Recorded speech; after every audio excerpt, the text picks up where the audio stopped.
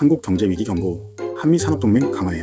안녕하십니까. 오늘의 주요 뉴스입니다. 한국 경제를 이끌어온 원로들이 한자리에 모여 경제 위기 극복을 위한 해법을 제시했습니다. 미국발 통상 압박과 글로벌 경제 변화 속에서 반도체, 자동차, 조선 산업을 중심으로 미국과 동맹 수준의 전략적 관계를 구축해야 한다는 의견이 나왔습니다.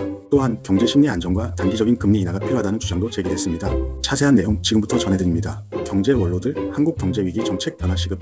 12일 서울 대한상공회의소에서 경제 원로들이 모여 한국 경제의 현황과 대응 전략을 논의하는 자리를 가졌습니다. 이 자리에는 이현재 전 경제부 총리, 윤증현 전 기획재정부 장관, 정세균 전 국무총리, 유일호 전 경제부 총리 등이 참석해 현재 한국 경제가 직면한 문제점과 해결 방안을 제안했습니다. 이들은 미국발 통상 압박, 인플레이션, AI 산업 변화, 정치적 불확실성을 4가지 경제 위기로 지목했습니다. 이에 따라 한국 경제를 최우선 과제로 두고 전국을 안정화해야 한다는 점을 강조했습니다. 먼저 이현재 전 경제부 총리는 단기적으로 금리를 인하하고 환율을 안정화할 필요성을 제기했습니다. 현재 거시경제 지표를 조정할 시점입니다. 하늘이 잘하고 있지만 좀 더 적극적인 대응이 필요합니다. 그는 미국의 잭슨홀 미팅처럼 금융과 산업계를 연결할 금융 서밋을 만들어야 한다고 제안했습니다.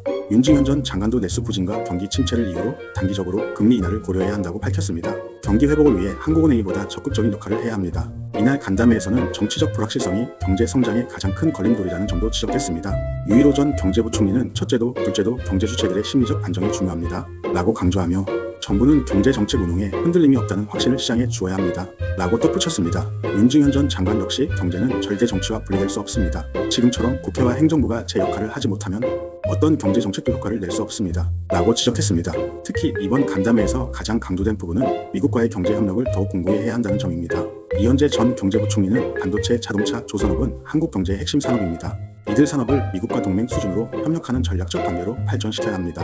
라고 밝혔습니다. 그는 트럼프 2기 행정부의 통상 정책이 한국 경제에 미칠 영향이 크다며 한미 정상 간 협력 강화를 위한 적극적인 외교적 노력이 필요하다고 조언했습니다. 유일호 전 경제부 총리는 한미 정상 간 소통 부재를 우려하며 가용할 수 있는 모든 자원을 동원해 트럼프 행정부 인사들과 접촉해야 한다고 강조했습니다. 트럼프 행정부가 출범한 이후 빠르게 협력 채널을 구축하는 것이 관건입니다.